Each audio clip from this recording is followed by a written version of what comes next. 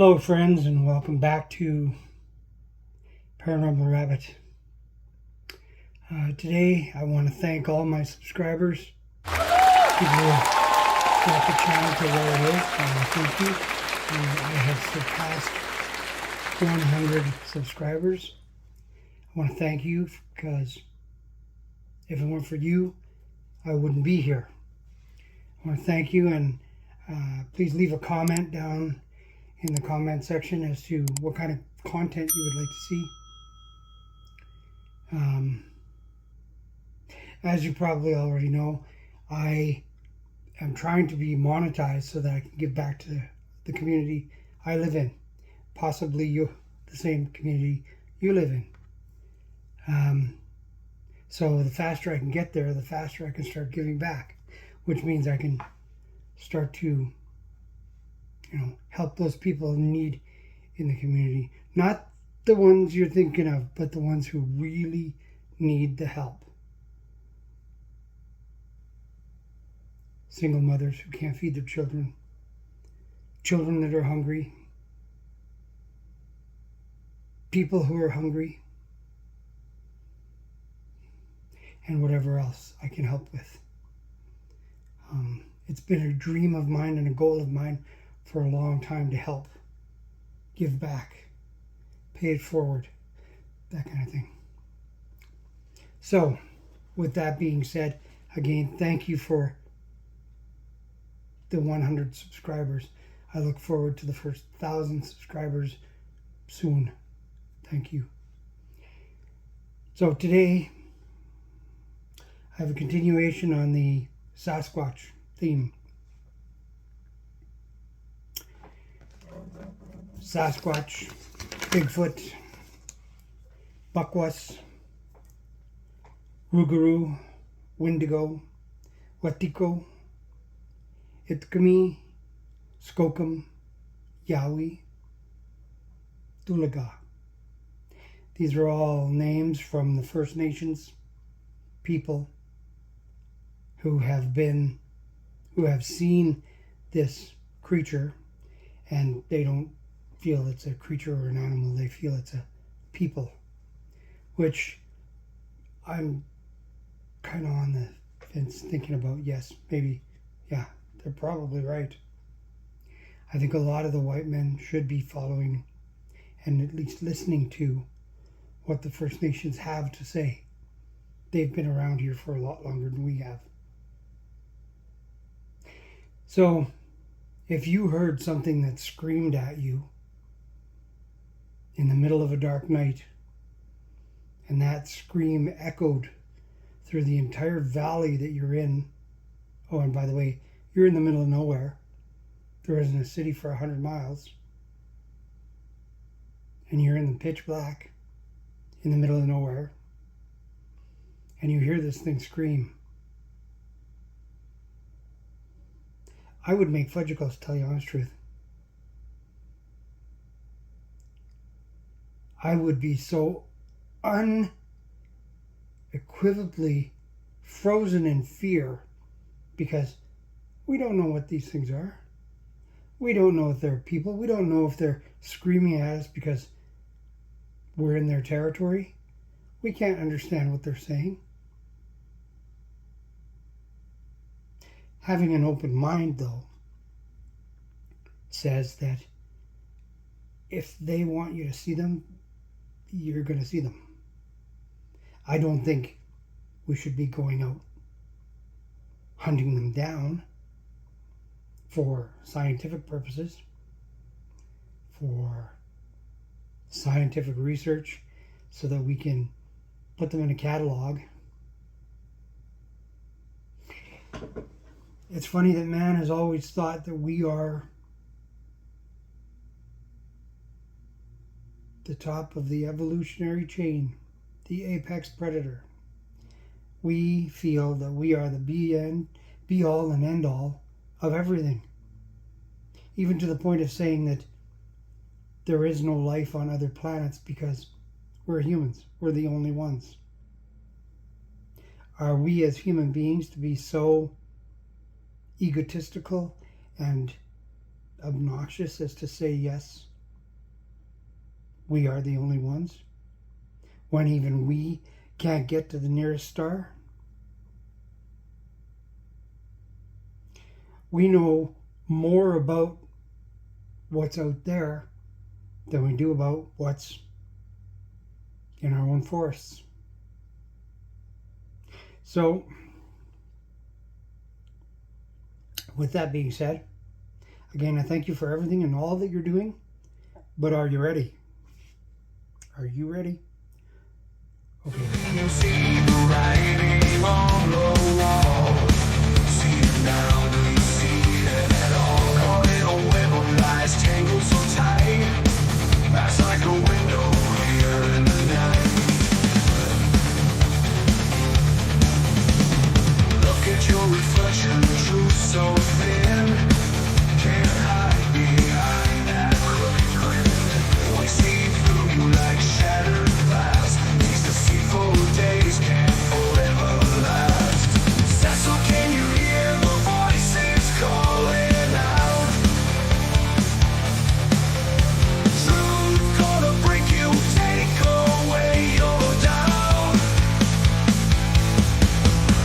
No more hiding, no more disguise. Watch the truth burn the look in your eyes.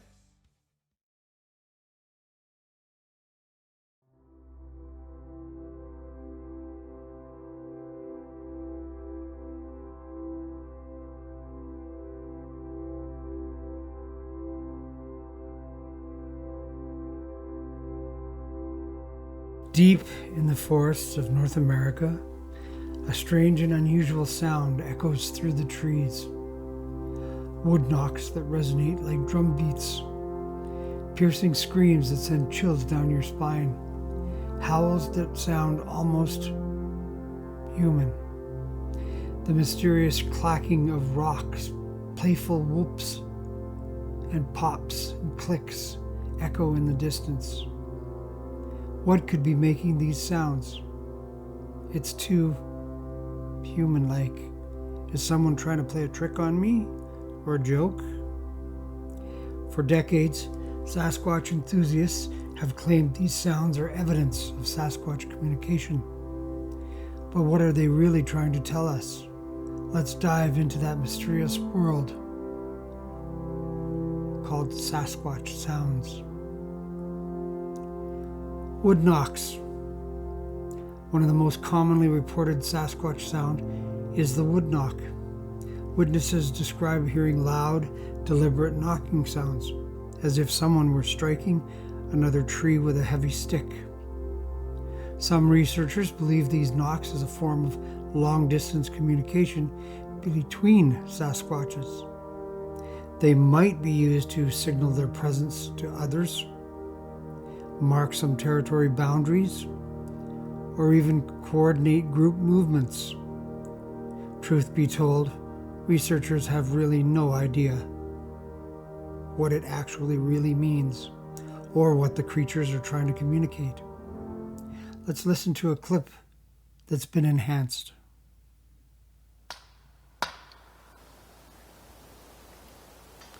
Interestingly, some primates, like chimpanzees, have been observed using similar percussive communication. Could this be evidence of a shared behavior? The perspectives of First Nation peoples on the Sasquatch being, often called by other names in various indigenous languages, and its vocalizations offer a rich, culturally significant view that contrasts with Western scientific approaches. Many First Nation cultures across North America, particularly in the Pacific Northwest, have a long-standing oral tradition about Sasquatch-like beings. These traditions often predate European contact by centuries. From their viewpoint, in many of the First Nations belief systems, Sasquatch is not just a physical creature, but a spiritual being. The sounds associated with it are often interpreted as messages or warnings from the spirit world. They could be forest guardians. Some tribes view Sasquatch as protectors of the natural world. Their calls might be seen as admonitions against overhunting and disrespecting the land. They could be clan or family connections. In some traditions, Sasquatch is considered a type of wild human or even a distant relation. Their vocalizations might be understood as a form of communication between different branches of creation. Some traditions hold that Sasquatch can change form. Unusual sounds in the forest might be attributed to this shape-shifting process. Certain types of calls and patterns and vocalizations have been interpreted as omens of coming events, good or bad, for the community. The timing and nature of Sasquatch sounds might be linked to seasonal changes, where different calls associated with different times of year or natural events. In some cultures, there are strict taboos against imitating or recording Sasquatch sounds, as this is believed to attract unwanted attention from these powerful beings. Stories of Sasquatch and its vocalizations are often used to teach younger generations about respecting nature, the dangers of the forest, and the importance of maintaining balance within the natural world. Rather than isolate the sounds as a phenomenon to be studied, many First Nations perspectives incorporate Sasquatch vocalizations into a holistic worldview that connects the physical and spiritual realms. Unlike the fixed nature of academic research, knowledge about Sasquatch and First Nations cultures is often considered living and evolving, passing this down through the generations, but also adding to by new experiences. It's important to note that beliefs and interpretations vary widely among different First Nations, and not all Indigenous cultures have traditions related to Sasquatch.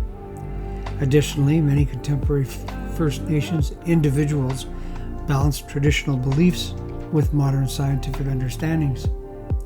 This perspective offers a proud contrast to Western scientific approaches, emphasizing the spiritual and cultural significance of this phenomena rather than focusing solely on physical evidence and empirical study.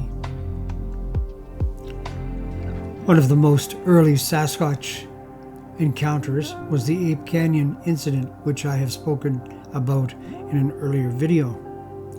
It involved the reports of wood knocks, and a group of miners claimed that they were attacked by ape men who hurled rocks at their cabin. Throughout the night, the miners reported hearing strange knocking sounds on the walls and roof, possibly attempts at intimidation or communication by these creatures. The incident not only highlighted a long history of wood knocks, but also tied it into our next topic, rock throwing and clacking. Let's take a look at the next clip. A more puzzling reported behavior is rock clacking and throwing. Some researchers believe Sasquatch strikes rocks together as a form of communication or possibly as a tool-using behavior. This could be used as signal locations to other Sasquatches or Sasquatch, and it could create a distraction to avoid detection. While fascinating, this behavior is less commonly reported and more controversial within the Bigfoot research community. However, the Ape Canyon incident provides an early account of alleged rock-throwing behavior by Sasquatch-like creatures. And again, we really don't know what's trying to be communicated. Let's listen to an enhanced audio of rock clacking.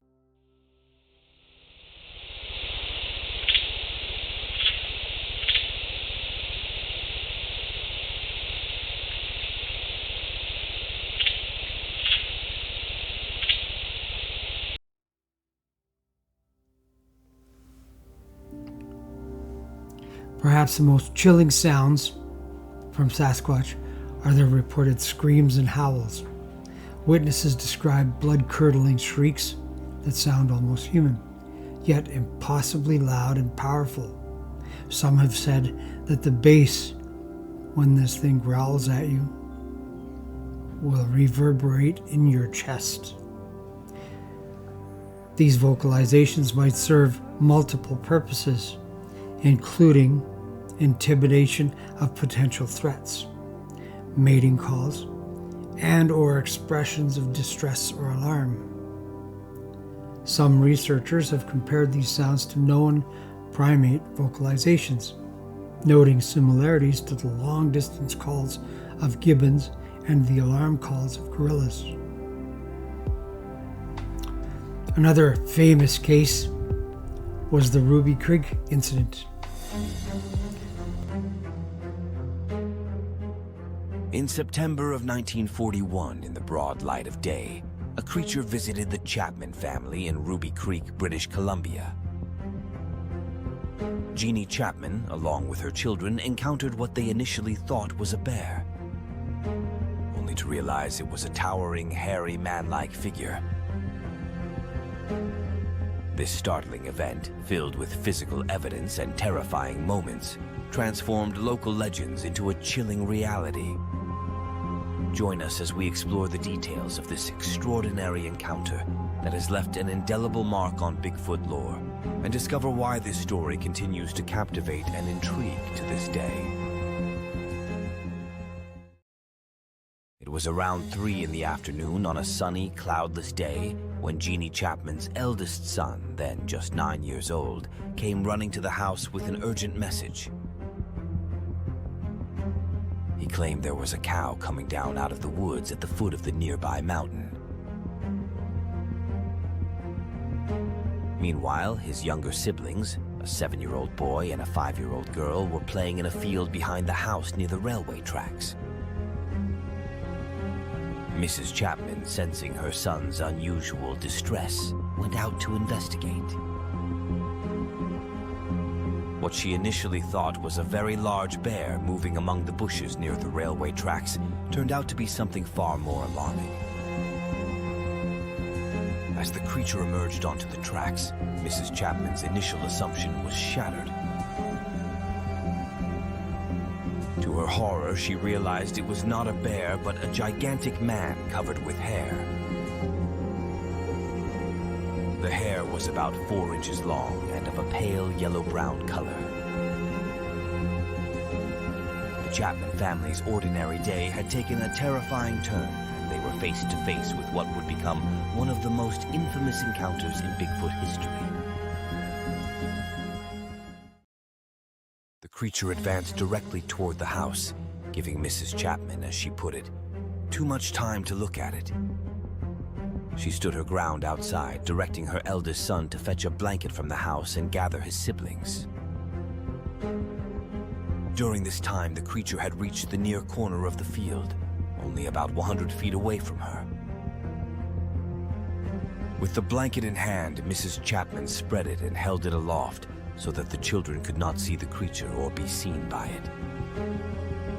She then backed off quickly to the old field and down to the river beach, out of sight. From there, she ran with the children downstream to the village. Mrs. Chapman provided a detailed description of the creature. She estimated its height to be about 7.5 feet tall, judging by the various fence and line posts standing around the field. It had a rather small head and a very short, thick neck, or really no neck at all. This feature had been emphasized by others who claimed to have seen such creatures, including William Rowe. The body was entirely human in shape, but was immensely thick through the chest, and its arms were exceptionally long. The creature's shoulders were very wide, and it had no breasts, leading Mrs. Chapman to assume it was a male. One point she was most definite about was that the naked parts of its face and hands were much darker than its hair, appearing almost black like a gorilla. George Chapman returned home from his railroad work that day shortly before 6 in the evening. He took a route that bypassed the village, so he was unaware of the day's earlier events. As he approached his house, he immediately noticed the battered woodshed door and enormous humanoid footprints scattered around the property.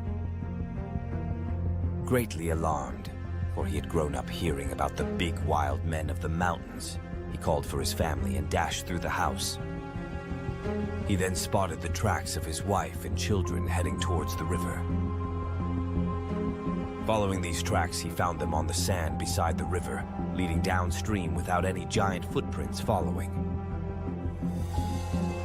Somewhat relieved, he retraced his steps and stumbled upon the giant's foot tracks farther upstream. These tracks had come from the potato patch between the house and the river and then returned through the old field toward the mountain's foot, where they disappeared into the heavy growth. Returning to the house, reassured that his family's tracks led to the village, George Chapman went to examine the woodshed. There, he was astonished to find that even a 7'6" man with a barrel chest could lift a 55-gallon tub of fish and break it open without using a tool. He confirmed the creature's height by finding long brown hair stuck in the slabwood lintel of the doorway, above the level of his head.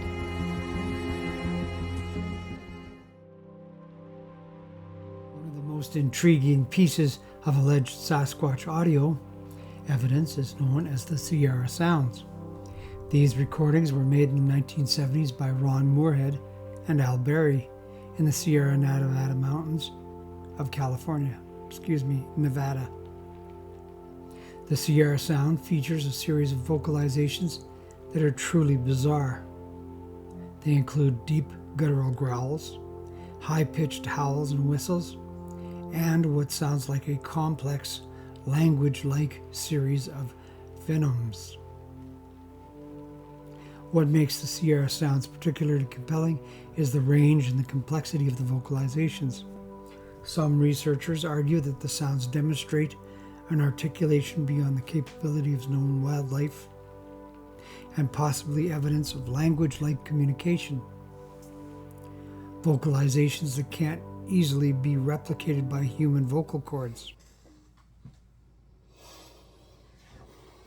So, if you were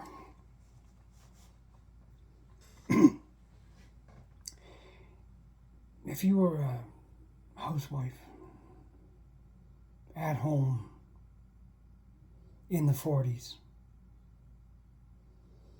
and one of your children comes into the house and tells you that there's a big cow at the base of the mountain coming out of the forest,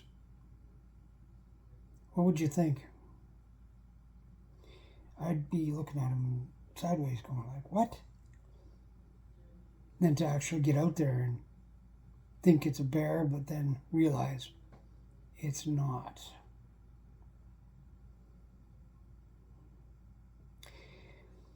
All these noises, the rock clacking, the tree knocks, the screams, the whoops, the pops. I believe that the whoops and the pops are communication between Sasquatch. I think that the screams are more to let others know, hey, like a tiger or a lion that roars. They roar to let them know you're there. Let you know they're there. More or less to say, hey, get the heck out of my place.